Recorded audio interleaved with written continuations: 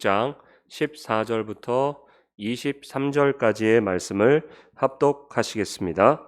여호와의 영이 사울에게서 떠나고 여호와께서 부리시는 악령이 그를 번뇌하게 한지라.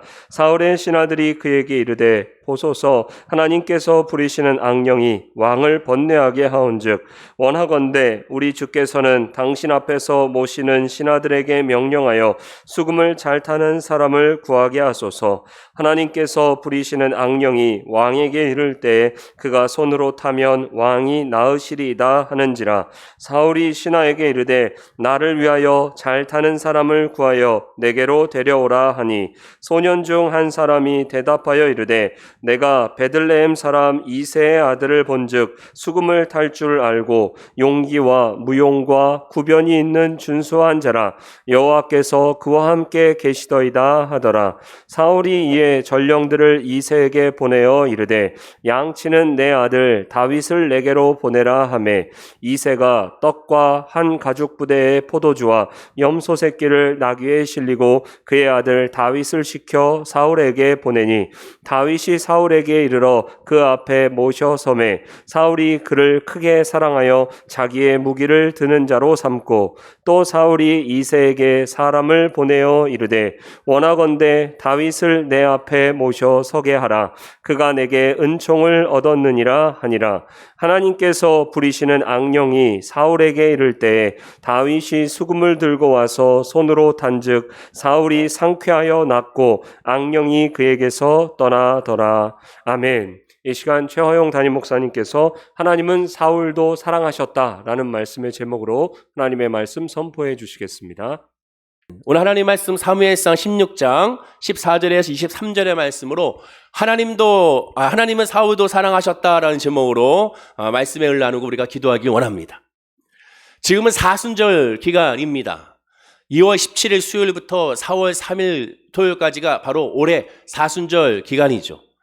특히 40일이라는 이 40일의 이 뜻은 예수님께서 광야에서 사탄의 유혹을 이겨내시고 공생애를 준비한 기간이 40일이기 때문에 그 40일의 그 기간의 의미를 받아들여서 이 사순절, 즉 부활절이 되기 전 40일 전부터 이 부활절을 대비하고 회개하고 금식하며 절제하면서 하나님을 묵상하자는 의미가 이 사순절 기간 가운데 있습니다. 그러나 늘 거듭 강조하고 말씀드렸던 것처럼 사순절 기간은 항상 우리의 예배 가운데 있어야 되고, 꼭 이때만 아니라 모든 예배, 기도, 말씀 가운데 모든 절기가 늘 녹아내려져 있기 때문에 늘 하나님을 바라보는 믿음이 우리에게 있어야 되는 것이죠. 그래서 이 사순절 기간 그 중간에는 3월 28일 다음 주 주일날은 예수님께서 십자가 고난과 죽음을 위하여 예루살렘 성으로 입성하는 그것을 기념하는 종려 주일이 됩니다. 종려나무를 꺾어서 흔들어서 깔고 주님을 환영했기에 종려 주일이라고 하게 되는 것이죠. 그리고 그 주간, 즉 다음 주에 그 주간은 29일 월요일부터 4월 2일 금요일까지는 고난주간이라고 해가지고 예수님의 십자가의 고난에 동참하고 묵상하는 그런 주간이라고 할 수가 있습니다. 그리고 그 다음 주인 4월 4일 주일날은 예수님께서 죽음에서 3일 만에 부활하신 날을 기념한 우리가 잘 알고 있는 부활주일로 하나님을 섬기고 예배하게 되는 것이죠. 그런데 이 모든 것들은 결국 한 단어, 한 구절로서 정리할 수가 있습니다. 바로 요한복음 3장 16절이죠. 우리 다 함께 한번 읽어볼까요? 자, 시작. 하나님이 세상을 이처럼 사랑하사 독생자를 주셨으니 이는 그를 믿는 자마다 멸망치 않고 영생을 얻게 하려 하심이라. 하나님이 세상을 이처럼 사랑하사 이 이처럼이 이 사순절의 기간에 있는 모든 절기와 예배와 묵상이 다 구슬 안에 들어가 있게 되는 것이죠. 더욱더 중요한 건 세상을 사랑하셨다고 말합니다. 믿는 자만 사랑하는 것이 아니라 하나님의 자녀만 사랑하는 것이 아니라 하나님을 의지하는 자만 사랑하는 것이 아니라 그의 이름을 부르는 자만 사랑하는 것이 아니라 하나님은 모든 사람을 사랑하셔서 세상 죄악된 이곳에 있는 모든 하나님의 백성들, 창조된 저와 여러분들 비롯한 모든 이들을 사랑하셔서 그들을 위하여 예수 그리스도를 이 땅에 보내셨음을 말씀하고 그를 위하여 죽으시고 부활했다고 말씀하게 됩니다. 하나님은 이처럼 다 사랑하십니다. 하지만 성경을 보면 하나님이 다는 사랑하지 않는 것 같은 그러한 느낌을 받는 구절들, 성경 말씀들, 사건들을 찾아볼 수가 있습니다. 마치 하나님의 차별하신 것 같은 느낌을 받는 하나님의 말씀을 곳곳에서 발견하게 됩니다. 특별히 구약에서 많이 발견되죠. 그러나 이는 우리의 생각일 뿐 하나님은 절대로 차별하지 않고 모두를 사랑하십니다. 베드로는 사도행전 15장 9절에 유대인들에게 이렇게 말합니다. 믿음으로 그들의 마음을 깨끗하게 하사, 여기서 그들은 이방인들이죠. 그들이나 우리나 차별하지 아니하셨느니라. 하나님은, 예수님은, 또한 복음은, 말씀은 차별의 말씀이 아니라는 것이죠. 모두를 사랑하고 모두를 아끼고 모두를 위한 말씀이라는 겁니다. 우리가 봤을 때 차별한 것 같다? 그건 우리의 착각인 것이죠. 오늘 본문에 나오는 이스라엘의 초대 왕 사울도 하나님은 사랑하셨습니다. 하나님이 사울을 사랑하셨고 사울을 아꼈고 사울을 위하여 하나님은 많은 은혜를 베풀어 주셨습니다. 성경에 나와 있는 많은 인물들을 보게 되면, 특히 악하다는 사람들을 보면, 악한 사람이라는 기준은 바로 우리의 기준으로 보통 말을 많이 하지만 하나님의 입장에서는 하나님은 그들을 위하여 너무나도 많은 은혜와 배려와 그들을 위한 사랑의 메시지를 사람을 통하여, 환경을 통하여 그들에게 회개할 수 있는 기회를 너무나도 많이 주셨음을 우리가 발견하게 됩니다. 오히려 질투한다면 그런 부분에서 질투할 수가 있죠. 사울왕도 마찬가지입니다. 보통 우리가 사울왕을 이야기할 때 질투의 왕, 불순종의 왕, 또한 싸움만 하는 왕, 편애하는 왕, 보통 우리가 이렇게 많이들 묵상하는데 그건 우리의 생각이죠. 하나님의 입장에서 봤을 땐 사울왕은 불쌍한 왕이고 아픈 손가락이라 할 수가 있고, 사울왕도 하나님의 사랑 가운데 있는 백성인 것을, 자녀인 것을 확인할 수가 있습니다. 그러면 정말로 그러한지 말씀을 통해 사울에 대한 하나님의 사랑을 확인하고 나에 대한 하나님의 사랑도 확인하는 시간이 바로 오늘 이 시간이 되어야 될 줄로 믿습니다. 하나하나 살펴보면, 먼저 사무엘상 11장에 보면 사울은 공식적으로 왕으로 즉위합니다. 사무엘 선지자를 통하여 왕으로서 기름 부음을 받게 되는 것이죠. 이제 왕이 되었습니다.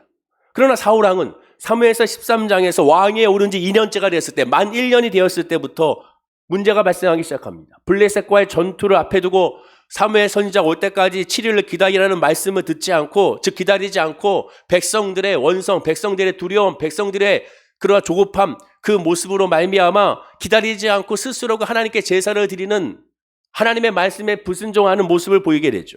이때 사무엘 선지자는 사울 왕의 왕위 폐위에 대하여 하나님의 예언을 첫 번째로 말합니다. 하나님께서 당신을 그 왕의 자리에서 내려오게 하신다는 것이죠. 사무엘상 14장에서는 사울 왕의 잘못된 금신 명령으로 말미암아 그로 인하여 이스라엘 백성 전체가 하나님의 율법을 어기는 그러한 결과를 초래하게 됩니다. 동시에 사울 왕은 아말렉을 완전히 진멸하라는 하나님의 명령도 불순종하게 됩니다. 이에 사무엘 선지자는 다시 사무엘상 15장에서 사울 왕을 책망합니다. 동시에 사울 왕의 왕위 폐위를 두 번째로 예언하게 되죠. 하나님은 당신을 왕의 자리에서 물러나게 하실 것이다. 이때 사무엘 선지자가 사울 왕에게 한 말을 보십시오. 사무엘상 15장 23절에 이렇게 말합니다. 한번 읽어볼까요? 자, 시작. 이는 거역하는 것은 점치는 죄와 같고 완고한 것은 사신 우사에게 절하는 죄와 같음이라. 왕이 여호와의 말씀을 버렸으므로 여호와께서도 왕을 버려 왕이 되지 못하게 하셨나이다 하니라고 말합니다. 이는 거역하는 것, 하나님의 말씀에 거역하는 것, 점치는 것과 같다. 미신을 숭배하는 것과 같다. 동시에 완고한 것은, 하나님의 말 듣지 않는 고집스러운 마음은 우사에게 전하는 우상의 제다라고 말합니다. 동시에 하나님 말합니다. 여호와께서도 왕을 버려 왕이 되지 못하게 하셨나이다. 하나님은 사울이 여호와의 명령을 어겼기 때문에 하나님도 사울을 버렸다고 사무엘 선지자를 통하여 하나님의 뜻을 두 차례 전달해 주게 됩니다. 첫 번째는 아무런 반응을 보이지 않다가 두 번째 책망과 예언에서는 사무엘 선지자의 말을 듣고 사울 왕은 다음과 같은 반응을 보입니다. 사무엘상 15장 24절 25절에 사울이 사무엘에게 이르되 내가 범죄하였나이다. 내가 여호와의 명령과 당신의 말씀을 어긴 것은 내가 백성을 두려워하여 그들의 말을 청종하였음이니이다. 청하오니 지금 내 죄를 사하고 나와 함께 돌아가서 나로 하여금 여호와께 경배하게 하소서라고 그의 죄를 인정했습니다. 그러나 사무엘 선지자는 이 사울 왕의 말을 듣고 이렇게 반응하죠. 26절에 사무엘이 사울에게 이르되 나는 왕과 함께 돌아가지 아니하리니 이는 왕이 여호와의 말씀을 버렸으므로 여호와께서 왕을 버려 이스라엘 왕이 되지 못하게 하셨습니다 라고 말합니다. 사무엘 선지자는 거절합니다. 왕이 여호와 하나님 말씀을 버렸으니 하나님도 당신을 버렸고 나도 그래서 당신과 함께 할 수가 없다라고 말합니다. 사울을 버린 하나님은 그리하여 사울을 대신하여 소년 다윗을 사무엘 선지자를 통하여 기름을 부어서 왕으로 세우는 것을 성경에서 확인하게 되죠. 자, 그런데 오늘 말씀의 시작이 지금까지 있었던 일에 이어지는 말씀인데 이렇게 시작이 됩니다. 오늘 본문 14절에 이렇게 시작이 돼요. 한번 읽어볼까요? 자, 시작. 여호와의 영이 사울에게서 떠나고 여호와께서 부르시는 악령이 그를 번뇌하게 한지라. 공동번역으로 보면 야훼의 영이 사울을 떠나고 하나님의 성령이 사울을 왕에서 떠났습니다. 그리고 야훼께서 내리신 악령이, 자, 성령이 떠나고 악령이 그를 공포에 몰아넣었다라고 말합니다. 이 말씀을 듣고 이 말씀을 읽으면서 좀 이해하기가 힘들어지죠. 아, 하나님이 차별하시나? 하나님 너무하지 않는가? 왜 그렇습니까? 사울 왕이 하나님 앞에 불순종하여 여호와 영이 사울을 떠난 것은 너무 당연합니다. 하나님 말씀 불순종했으니 하나님 영이 떠나는 것, 죄를 지었으니 떠나는 건 당연하게 되죠. 그런데 하나님은 떠난 그 사람에게 악령을 보내요. 그 사람을 괴롭게 하고 두렵게 했다고 말씀하고 이 부분이 이해가 안 되는 겁니다. 하나님 너무한 거다라고 생각하죠. 왠지 이렇게까지 하시는 하나님이 너무 가하다고 느껴지고 무서운 하나님, 옹졸한 하나님으로 비춰지게 됩니다. 그러나 우리 너무 잘 알고 있죠. 하나님께서 사울 왕을 괴롭게 하려고 악령을 보낸 것이 아니라는 사실을 우리는 잘 압니다. 하나님은 어떤 분입니까? 사랑의 하나님이지 않습니까? 공의의 하나님, 정의의 하나님, 공평하신 하나님이죠. 여러분, 성경을 볼 때 항상 기억해야 될 것이 하나 있다고 늘 말씀드렸습니다. 성경 기록은, 이 성경 66권의 이 말씀은 믿는 자가 위한 말씀이 먼저지 불신자를 위한 말씀이 아니라고 거듭 강조드렸어요.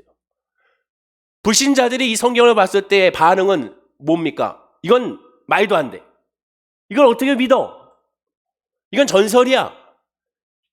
이걸 어떻게 상식적으로 이걸 받아들일 수 있어? 미친 거 아니야? 이건 당연한 거죠. 왜? 믿음이 없는 성경의 묵상이기 때문에 그렇습니다. 그러나 성경에 기록한 하나님의 사람들은 믿음의 바탕으로 기록이 된 거예요. 모든 삶의 주권자가 하나님이라는 사실을 바탕으로 성경 기록된 겁니다. 범사를 궁극적으로 하나님이 주관한다는 사실을 유대인들은 그들의 신앙 가운데 바탕에 깔려 있습니다. 어릴 때부터 늘 교육되어 있어요. 나에게 일어난 모든 일들이 다 하나님이 하셨다는, 하나님의 허락하에 이루어졌다는 사실의 관점으로 성경을 기록한 겁니다. 믿음의 바탕으로 기록된 거예요. 몇 주 전에 출애굽기에서 바로가 완악한 마음, 바로가 하나님이 완악하게 하셨다라는 그 표현이 바로 그런 표현이라고 말씀드렸습니다. 하나님께서 일부러 그들에게 고통을 주기 위하여 완악하게 준 것이 아니라 그것 스스로 완악하게 된 것을 결국 그 모든 것의 주권자는 하나님이라는 믿음의 고백에, 그런 고백이 유대인들의 성경 고백이라고 말씀을 드렸습니다. 즉 세상 만사 모든 것의 주권자는 여호와 하나님이라는 신앙이 성경의 신앙이고 성경을 기록한 사람의 신앙이고 성경을 같이 묵상하는 사람들의 공통된 신앙이라는 거예요. 역대상 29장 11절에 여호와여 위대하심과 권능과 영광과 승리와 위엄이 다 주께 속하였사오니 천지에 있는 것이 다 주의 것이로소이다. 여호와여 주권도 주께 속하였사오니 주는 높으사 만물의 머리이심이니이다 라고 고백합니다. 바로 이게 유대인들의 신앙관이고 성경을 기록한 사람의 신앙관이며 저와 여러분들의 하나님을 믿는, 예수를 믿는 저와 여러분들의 신앙관이 됩니다. 욥기 1장에서 2장에 보면 사탄을 비롯한 그 불의는 악령도 하나님의 절대적인 주권 아래서만 행동했습니다. 즉 모든 걸 하나님이 역사라는 것, 모든 걸 하나님의 주권 안에서 하나님 허락하셔야 이루어진 것이고 단 하나도, 예수님이 말씀한 것 참새 하나도 하나님의 명령이 없어서는 떨어지지 않고 죽지 않는다고 분명히 말씀하고 있습니다. 그러면 하나님의 주권 아래서 사울이 악령에 시달렸습니다라고 해석하고 끝내야 되는 것인가? 그렇지가 않죠. 이러한 믿음의 신앙관이 있는 사람들은 이 말씀 묵상할 때 어떻게 묵상해야 되냐? 그럼 왜 하나님이 성령을 거두고 하나님이 사울 왕을 버렸다고 했는데도 불구하고 왜 굳이 악령을 그에게 보내셔서 그를 두렵게 했는지 그 이유를 찾아야 되는 것이죠. 그것을 묵상해야 되는 겁니다. 하나님이 왜 그렇게 하셨을까? 무엇이든지 범사는 하나님의 역사고 하나님의 섭리며 하나님의 뜻인 것을 믿으면 왜 하나님은 그렇게 하셨을까? 왜 하나님 이런 만남을 주셨을까? 왜 하나님은 지금 같은 상황에 코로나19를 우리에게 허락하셨을까? 왜 하나님은 나에게 이 질병을 허락하셨을까? 왜 나에게 이런 사건과 사고를 허락하셨을까? 왜 나에게 이런 아픔을 허락하셨을까? 또한 나에게 왜 이런 좋은 일을 허락하셨을까? 왜 직장의 문을 열리게 하셨을까? 왜 사업의 문이 열리게 하셨을까? 왜 물질의 축복을 갑자기 허락하셨을까? 늘 범사에 하나님의 주권으로 묵상해야 되는 거. 이것이 신앙입니다. 이것이 믿음이에요.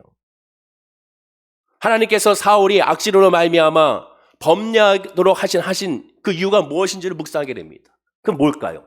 답은 어디 있습니까? 성경에 있죠. 본문에 있죠. 크게 두 가지입니다. 첫째 이유는 뭐냐? 여호와 하나님이 사울을 이스라엘 왕위에서 내렸다는 사실, 또한 하나님이 그를 세웠다는 사실, 그것을 이스라엘 백성들과 사울 왕에게 확인시켜 주는 겁니다. 우리가 잘 알다시피 하나님은 이스라엘이라는 나라를 세울 때 왕을 세우기를 원치 않으셨습니다. 이스라엘 나라에 왕이 세워지기를 바랬던 것은 하나님이 아니라 이스라엘 백성들이었습니다. 하나님 원치 않았어요. 왕을 세우는 걸 원치 않았어요. 그런데 이스라엘 백성은 왕을 세우길 원했습니다. 줄기차게 하나님께 우리에게도 이방 나라와 같은 왕을 세워달라고 요구하고 또 요구합니다. 그럼 왕을 세우기 위한 목적이 무엇입니까? 하나님을 위한 것인가? 아니에요. 자기들을 위한 것이었습니다. 하나님은 분명히 사무엘 선지자에게 말합니다. 나는 왕을 세우는 것이 원치 않다. 너희들에게는 왕이 없는 것이 낫다.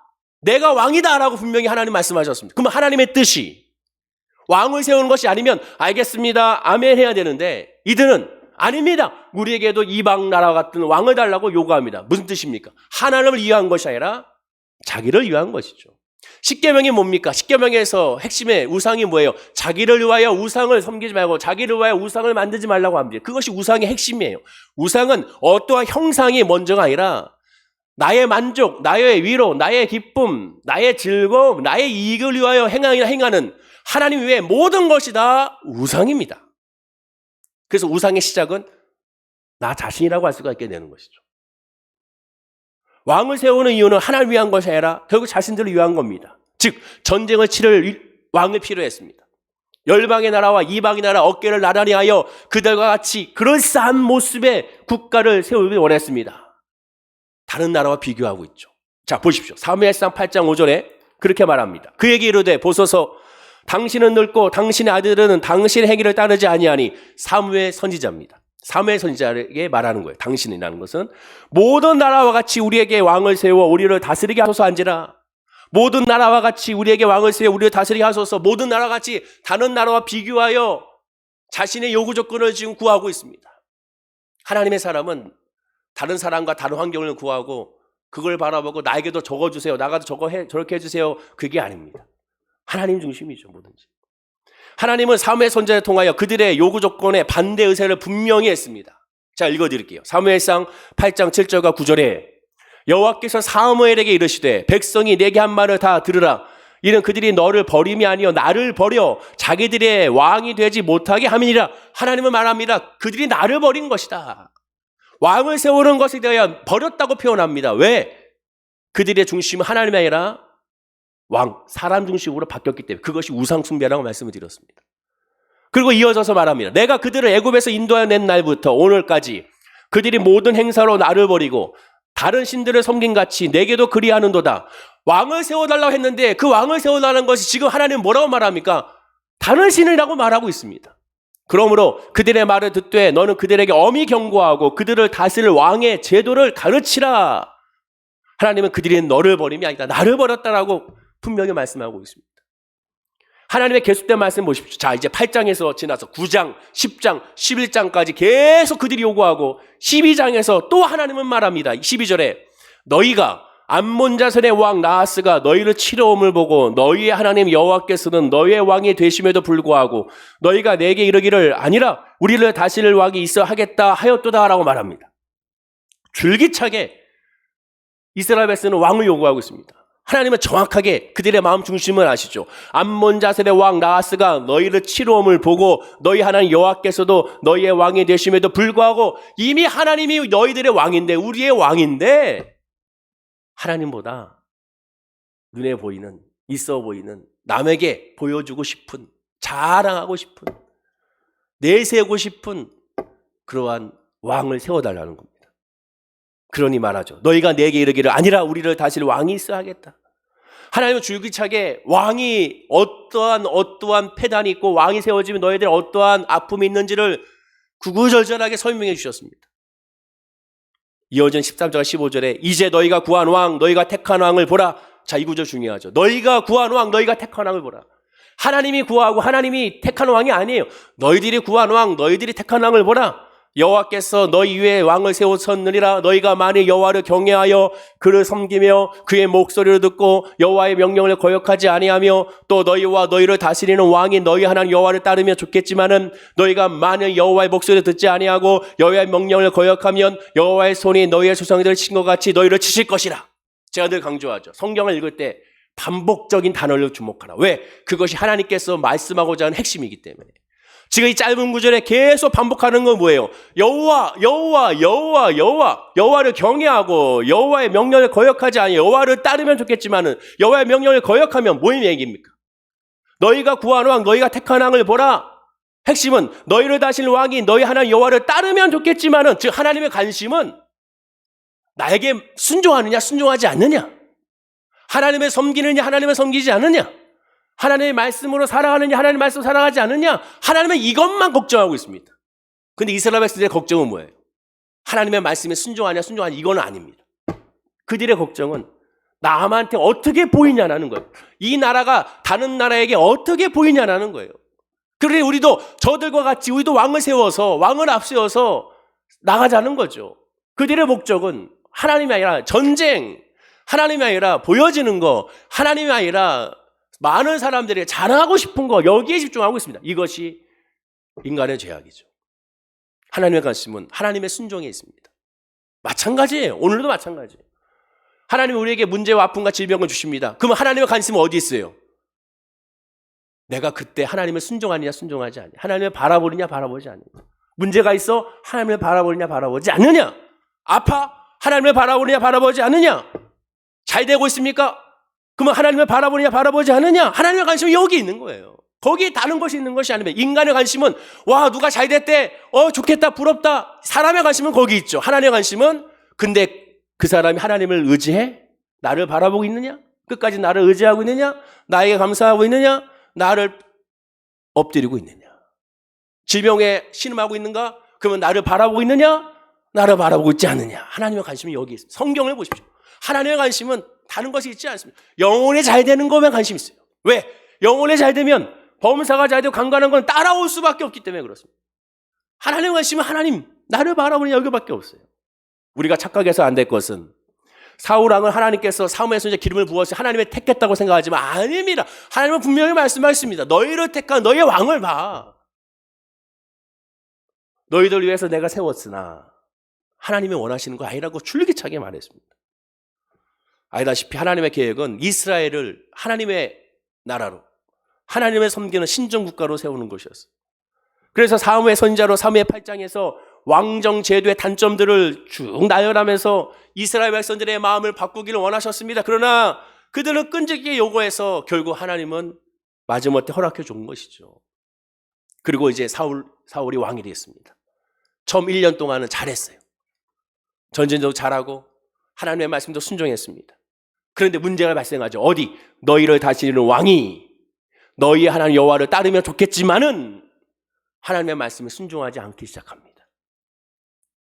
즉 하나님을 바라보면서 하나님이 원하는 걸 향하지 않아요. 이스라엘 백성들이 원하는 걸 합니다. 사람에게 좋게 하냐 하나님께 좋게 하냐고 말했던 사도들의 고백과 같이 그러한 고백으로 살아가는 것이 아니라 하나님을 바라보는 것이 아니라 백성들이 원하는 걸 바라봅니다. 실제로 사울 왕의 통치 말기에 다윗이 골리앗을 이긴 이후부터 시작하여 하나님의 경고대로 백성과 신하들에게 독선적으로 행동하고 강압적으로 행동하기 시작합니다. 결국 하나님은 사울과 백성들에게 모든 주권자 하나님이라는 사실을 깨닫게 해야 했습니다. 하나님이 세운 거야. 너희들이 세운 것이 아니라 내가 세운 거야. 내가 세웠으니 내가 폐위시킬 거야. 이 나라는 내 나라요. 이 모든 만물은 내 거야. 그것을 하나님은 그들에게 보여주고자 한 것이죠. 그것이 첫 번째 이유입니다. 두 번째 이유는 이유가 중요한데 사울 왕에게 악령으로 말미암아 범례하게 하신 이유가 무엇이냐? 그 두 번째 이유는 뭐냐? 사울 왕을 향한 오늘 본문의 제목과 같이 하나님의 사랑의 메시지입니다. 하나님은 사울을 사랑하셨다는 것. 사랑의 메시지. 나중에 집에서 한번 이 사울 왕의 일대일을 한번 성경 사무엘상 12장부터 17장 오늘까지 한번 쭉 읽어보십시오. 하나님의 사랑의 메시지를 너무나도 많이 발견할 수가 있습니다. 사울이 번뇌케 되었으나 역으로 생각하면 뭡니까? 사울이 악령으로 번뇌케 됨으로써 어떤 역사가 일어나냐? 오늘 본문을 보면 다윗이라는 소년을 만나게 됐습니다. 다윗을 만나게 됐어요. 사무엘상 16장 23절에 이렇게 말합니다. 한번 읽어볼까요? 자, 시작. 본문이니까. 하나님께서 부르시는 악령이 사울에게 이를 때 다윗이 수금을 들고 와서 손으로 탄즉 사울이 상쾌하여 났고 악령이 그에게서 떠나더라. 성령이 떠나고 악령이 임함으로 말미암아 그로 말 번뇌케 됐다. 두려워하게 됐을 때 다윗이 수금으로 타서 연주했을 때 어떤 일이 일어납니까? 사울이 상쾌하게 났다라고 말합니다. 악령에게서 떠났다는 거예요. 악령이 머물렀다가 아닙니다. 잠시 그 옆에 있었다가 아닙니다. 아예 떠나버렸습니다. 수금이 뭐예요? 사진과 같이 박물관에 있는 사진과 같이 수금 현악기죠. 이것을 다윗이 다음 사진과 같이 아마 이렇게 연주했을 것입니다. 소년이니까. 누구 앞에서? 사울왕 앞에서. 자, 그럼 한번 생각해 보세요. 다윗이 지금 사울왕 앞에서 연주를 합니다. 수금으로 말미암아 열심히 연주하고 있어요. 그러면 연주하면 노래를 부를 때 무엇을 연주하고 무엇을 노래했을까? 당시 유행하는 유행가를 불렀을까요? 자, 요새 사무실에 앉아있으면 아주 환장할 일이 하나 있는데 앉아있으면 계속 그 확성기에서 들려오는 저기에서 들려오는 그 노래소리가 아주 기가 찹니다. 요새는 벚꽃 엔딩이 계속 들려오고 그리고 이제 나훈아 형의 테스 형 노래가 계속 막 나와요. 테스 계속 들리고 그리고 또 바위처럼이라는 또 노래도 계속 나오고 근데 이게 계속 들리니까 말씀 봐야 되는데 주님 해야 되는데 테스 형 세상이 왜 이래 그러고 그러니까 막 좀 답답하는 거예요. 다윗이요. 지금 사울왕 앞에서 그 당시 유행가를 했을까요? 이 테스 형을 불렀을까요? 오늘날 따지면 세상이 왜 이래? 사랑이 왜 이래? 이렇게 불렀을까요? 아니에요. 다윗이 수금으로 연구한 적 하나입니다. 여호와 하나님을 찬양한 거예요. 여호와 하나님을 찬양한 거예요. 왜? 그가 평상시에 그가 양하실 때 하나님을 찬양했던 것처럼 그렇게 찬양을 부른 겁니다. 다윗을 통하여 하나님께 돌아오는 하나님의 사랑의 메시지가 바로 이곳에 있었던 거예요. 이를 통하여 하나님은 사무엘로 하여금 경고케 하신 것을 다윗을 통하여 다시 한번 그에게 알려주는 거예요. 성경을 읽을 때 하나님의 광대한 뜻을 발견해야 됩니다. 전체적으로 연결해서 읽어야 되고 묵상해서 읽을 때 하나님 중심으로 생각하고 묵상해 봐야 됩니다. 습관을 들여야 돼요. 자, 보십시오. 사무엘상 10장 16절에 이렇게 말합니다. 한번 읽어볼까요? 자, 시작. 원하건대 우리 주께서는 당신 앞에서 모시는 신하들에게 명령하여 수금을 잘 타는 사람을 구하게 하소서. 하나님께서 부르시는 악령이 왕에게 이를 때 그가 손으로 타면 왕이 나으시리이다 하는지라. 신하들은 알고 있었어요. 그가 손으로 타면 다윗이 손으로 타면 왕이 낳는다는 사실을 알고 있었어요. 또한 찬양을 통하여 낳는다는 것을 알고 있었어요. 하나님에 대한 고백이 낳는다는 것을 알고 있었어요. 주목할 것은 하나님께서 부르시는 악령이 왕에 이를 때 그에게 뭐예요? 24시간 내내 악령을 시달리는 것이 아니라 순간순간 간헐적으로 악령으로 말미암아 고통받고 있었다는 것을 의미하게 됩니다. 사울의 행적을 살펴보게 되면 왕이 되기 전부터 왕이 된 이후에도 항상 불안해하고 초조해하고 일관성이 없이 왔다 갔다 했습니다. 사람들의 눈치를 보고 사람들의 기쁨을 구하기 위하여 그들의 여론 가운데서 행동했습니다. 하나님께 순종을 잘하다가도 급변하여 불순종하는 모습을 계속 보입니다. 사람들에게도 친절하게 대했다가 난폭하게 대했다가 사랑으로 품어줬다가 또 막 달려가서 죽이려고 했다가 다윗에게도 그랬고 그의 아들 요나단에게도 그랬고 그의 신하들에게도 그랬고 백성들에게도 그랬습니다. 가장 큰 문제는 사무엘상 28장에 보면 하나님의 말씀에 순종하여 무당들을 다 죽여서 종교개혁을 일으켰습니다. 그러면 무당들을 다 죽이고 종교를 일으키고 하나님을 찬양하며 하나님께 제단을 쌓고 하나님께 영광을 돌리며 하나님의 지혜를 구하며 그 이후에 내가 해야 될 것을 묵상해야 될 터인데 무당을 다 죽이고 종교개혁을 일으킨 다음에 그 다음에 한 행동은 무엇이냐? 더 신접한 무당, 엔돌의 무당을 찾아갔다는 것이죠. 바로 사울은 왔다 갔다 했습니다. 요즘으로 치면 아마 우울증이나 조울증 같은 증세를 보이게 되죠. 그런데 신기하게도 그렇게 두렵고 떨렸을 때 다윗으로 통하여 수금을 타면, 수금의 찬양을 들으며 연주를 들으면 정상으로 돌아와 정상적인 업무, 정상으로 돌아와 정상적인 말, 정상으로 돌아와 정상적인 행동, 정상으로 돌아와 왕으로서의 지혜로운 모습을 보였다는 겁니다. 자, 그럼 무슨 의미가 됩니까? 하나님 앞에 있을 때, 예배할 때, 찬양할 때 회복의 역사가 일어났다는 거예요. 하나님께서 다윗을 통하여 그걸 알게 하신 겁니다. 한 번도 아니고 여러 번 그랬다면 묵상해 봐야죠. 왜 내가 하나님의 찬양을 하는 소리를 들을 때 왜 나의 악령이 다 떠나갈 것인가? 묵상해 봐야죠. 제가 이 말씀 묵상하면서 제가 하나님께 기도하는 것 중 하나가 뭐냐면, 제가 사역을 하면서 계속 기도하는 게 처음 신학할 때부터 기도하는 것 중에 하나가 뭐냐면, 설교도 그렇게 해야 된다고 생각이 듭니다. 여러분도 같이 기도해 주세요. 제가 늘 기도하는 게, 하나님, 제가 설교할 때 하나님 입술을 통하여 입을 열게 하시고, 그리고 그 설교를 통하여 크게 세 가지. 첫째는 하나님의 말씀을 듣고 하나님을 더 알고 싶어지고, 둘째는 하나님을 더 알음과 동시에 하나님을 알았으니 회개가 나오고, 그리고 세 번째는 하나님을 알고 싶어지고 회개하게 되고, 마지막 세 번째는 그러고 나서 감사와 찬양이 넘쳐나게 해달라. 그게 진정한 설교라고 생각합니다. 메시지 들었는데 아까도 계속 테스 형만 생각하면 이건 망한 거예요. 이건 아니죠.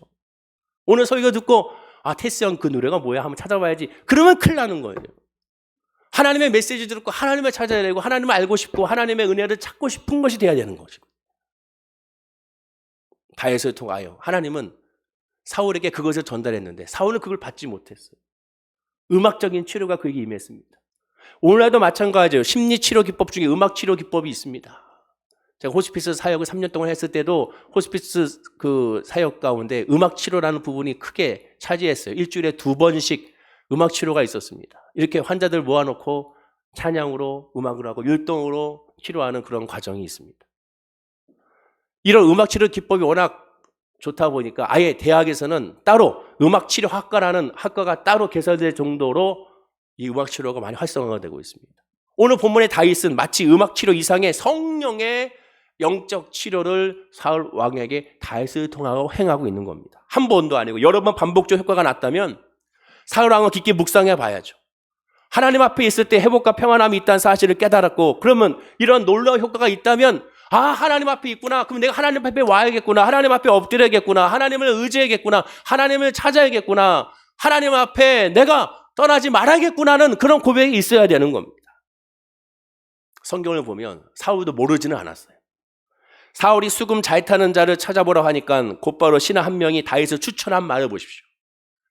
오늘 보면 17절 말씀입니다. 한번 읽어볼까요? 자, 시작. 사울이 신하에게 이르되 나를 위하여 잘 타는 사람을 구하여 내게로 데려오라 하니, 자, 이어지는 18절입니다. 시작. 소련주 한 사람이 대답하여 가로되 내가 베들레헴 사람 이새의 아들을 본즉 탈 줄을 알고 호기와 무용과 구변이 있는 준수한 자라 여호와께서 그와 함께 계시더이다. 아주 중요한 말씀이죠. 이새의 아들을 본즉 탈 줄을 알고, 더 중요한 말씀, 여호와께서 그와 함께 계시더이다. 하나님이 함께한다. 성령의 사람이라는 거예요. 다 알고 있습니다. 다윗이 찬양 실력이 좋은 것이 아니에요. 오늘날같이 소프라노 성악가처럼 찬양을 너무 잘 부르는 것이 아닙니다.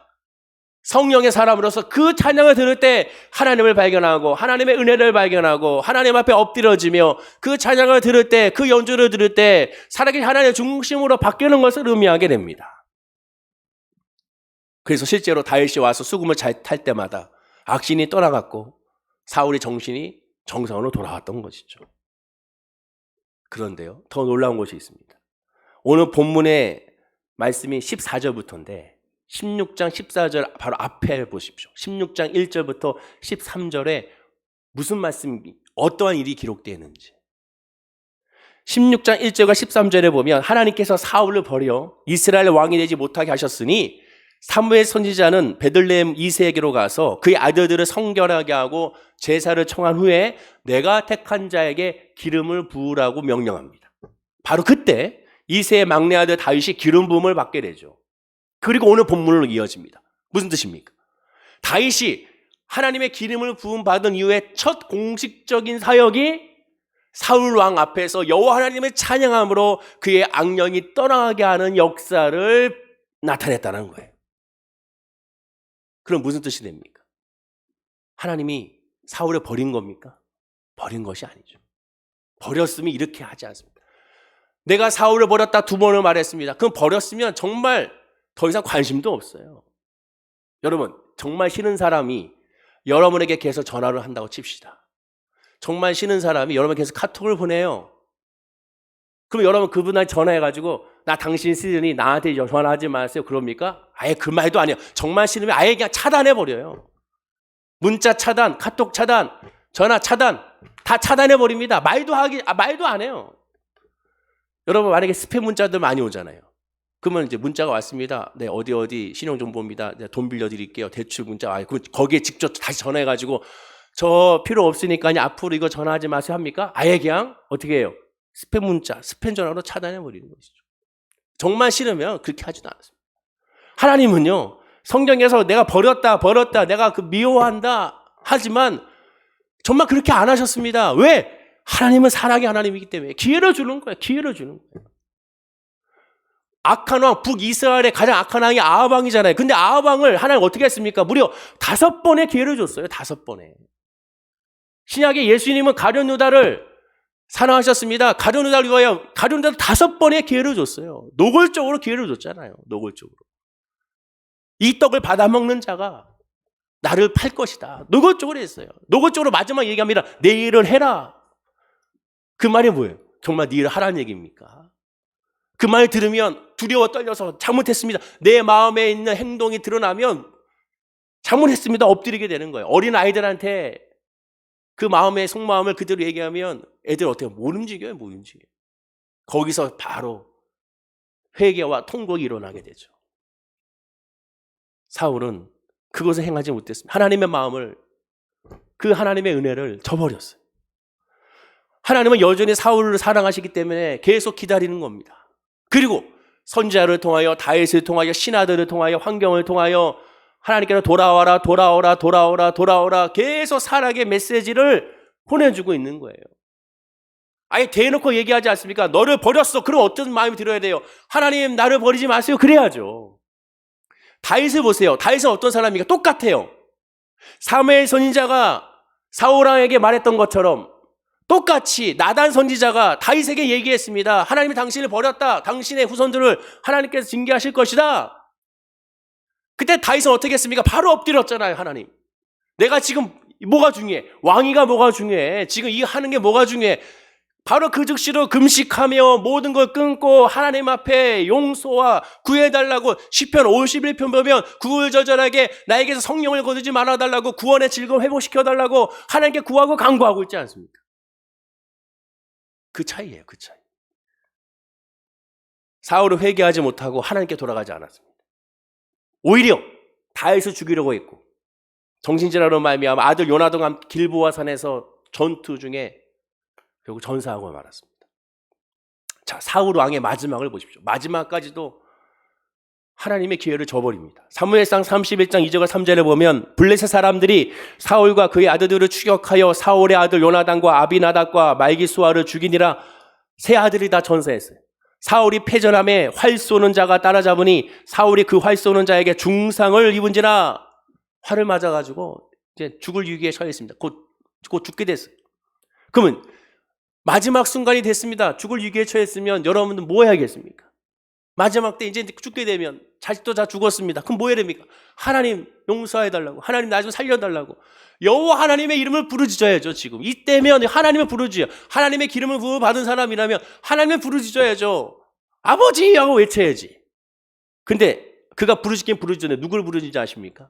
이어지는 4절에 그가 무기를 든 자에게 이르되 내 칼을 빼어 그곳에서 나를 찌르라. 할례 받는 자들이 와서 나를 찌르고 모욕할까 두려워하노라 하나 무기를 든 자가 심히 두려워하여 감히 행하지 아니하는지라. 이에 사울이 자기의 칼을 뽑아서 그 위에 엎드려지매. 너무 안타깝지 않습니까? 지금 보세요. 여기서 아주 정말 놀라운 말씀이 나오는데, 그가 무기를 든 자에게 이르되 내 칼을 빼어 그것으로 나를 찌르라고 말합니다. 근데 그 이유가 뭐예요? 나를 찔러 근데 그 이유가 뭐냐? 그 이어지는 말이 너무 충격이에요. 할례 받지 않은 자들이 와서 나를 찌르고 모욕할까 두려워하노라.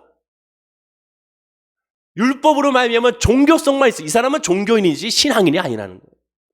종교성만 있어요. 종교. 하나님에 대한 믿음, 신앙은 없습니다. 이것만 걱정하고 있어요. 종교인은 눈에 보이는 율법, 절차, 그리고 예식 여기에만 집중합니다. 신앙인은 그 외, 그 마음 중심에 있는 상한 심령에 집중하고 있는 거예요. 더 안타까운 건 이에 사울이 자기의 칼을 뽑아서 그에 엎드려지라. 뭔 뜻입니까? 극단적인 선택은 자살하고야 말았어요. 그 마지막 기회를 그냥 놓쳐버렸어요. 종교성만 있었지 신앙은 없이 하나님을 바라보고 하나님을 의지하지 않습니다. 너무 안타까운 건 아까 서두 읽었던 나단 선지자가 두 번째로 그에게 말했을 때 하나님이 당신을 버렸다 했을 때 그때 그가 이렇게 고백했잖아요. 사울이 사무엘에게 이르되 내가 범죄하였나이다. 내가 여호와의 명령과 당신의 말씀 어긴 것 내가 백성을 들어와야 그들의 말을 청종하였음이니이다. 사울이 사무엘에게 이르되 내가 범죄하였습니다. 내가 범죄했습니다라고 고백을 했어요. 또한 30절에 사울이 이르되 내가 범죄했으라도 이제 청하옵나니 내 백성의 장로들 앞과 이스라엘 앞에서 나를 높이사 나와 함께 돌아가서 내가 당시 하나님 여호와께 경배하게 하소서라고 말합니다. 자, 이 말씀도 보세요. 내가 범죄했다고 하는데 정말로 그 죄를 인정한 줄 아십니까? 인정을 못했어요. 그 증거가 뭐예요? 중간에 나오잖아요. 내가 범죄했을지라도 이제 청하옵나니 내 백성의 장로들 앞과 이스라엘 앞에서 나를 높이사 지금 이게 문제가 아니잖아요. 자기가 왕이니까 왕으로서의 유언과 왕으로서의 명예와 왕으로서의 그 직위를 저 사람들 앞에 닦아내지 말라달라는 거예요. 이게 지금 무슨 소용이 있습니까? 정말 범죄했으면 이건 아무 의미가 없어요. 다윗을 보세요. 또 다윗을 비교할 수밖에 없는 게 다윗은 그가 똑같은 죄, 아니 더 악한 죄를 지었지 않습니까? 그때 그는 무슨 체면이 있어요. 체면이 뭐가 중요합니까? 지금 하나님 앞에. 내가 목사니까 체면이 중요합니까? 아니, 하나님 앞에 뭔 체면이 중요해요? 죄인이 무슨 체면이 필요합니까? 주님밖에 없는데. 지금 이 사울은 이건 회개가 아닙니다. 회개란 하나님과 나밖에 없는 거예요. 거기 주변에 제3자는 보이지 않는 거예요. 제3자는 보일 수도 없어요. 하나님밖에 없어야 되는 거예요. 너무 안타까워요. 그러니까 본문 29절에 그 사이에 이렇게 얘기하는 거예요. 사무엘 선지자가 한번 읽어볼까요? 자, 시작. 이스라엘의 지존자는 거짓이나 변개함이 없으시니 그는 사람이 아니심으로 결코 변개하지 아니하시니이다. 한마디로 하나님의 말씀은 이루어진다. 하나님은 하시면 하신다. 그럼 하나님 앞에 엎드려야죠. 하나님 떠나지 말아야죠. 그렇게 많은 기회를 은혜를 줬으면 하나님 중심으로 나아가야죠.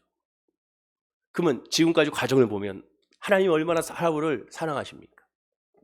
여러분, 자녀들 속된 말로 그런 말이 있잖아요. 자녀들의 손가락으로 비유하면서 안 아픈 손가락이 없다. 하나님은 사울도 똑같이 대하십니다. 다윗이나 사울이나 똑같이 사랑하시죠. 하나님은 모든 사람을 똑같이 사랑하십니다. 그렇기 때문에 오히려 아픈 손가락이기 때문에 더 많은 기회를 주고 있어요. 아픈 손가락이기 때문에 더 많이 내게로 돌아오라고 계속 요청하고 있어요.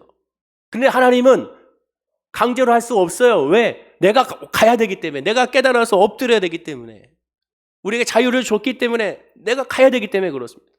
예수님도 말씀하자 돌아온 탕자의 비유의 핵심은 뭐예요? 돌아온 탕자의 비유의 핵심은 다시 돌아와서 가락지 끼고 좋은 옷을 입고 그게 아닙니다. 그 핵심은 뭐예요? 내가 깨닫고 가야 한다는 거예요. 그게 예수님의 핵심이 그거예요. 하나님 나라는 내가 가야 한다는 거예요. 왔더니 내가 다시 옛날의 모습 회복했어. 그게 아닙니다. 와야 한다. 네가 죄를 깨닫고 네가 쥐염 열매를 먹고 있음을 깨닫고 돌아와야 한다는 거예요. 하나님은 문을 열고 늘 기다린다는 거예요. 그러니까 오라는 거예요. 부끄러워하지 말고 오라는 거예요. 수치를 생각하지 말고 오라는 거예요. 남을 생각하지 말고 오라는 거예요. 그러면 주님께서 두 팔을 벌려서 맨발로 나와서 안아주시고 품어주시고 회복시켜 주신다는 거예요. 그것이 복음이라는 거거든요.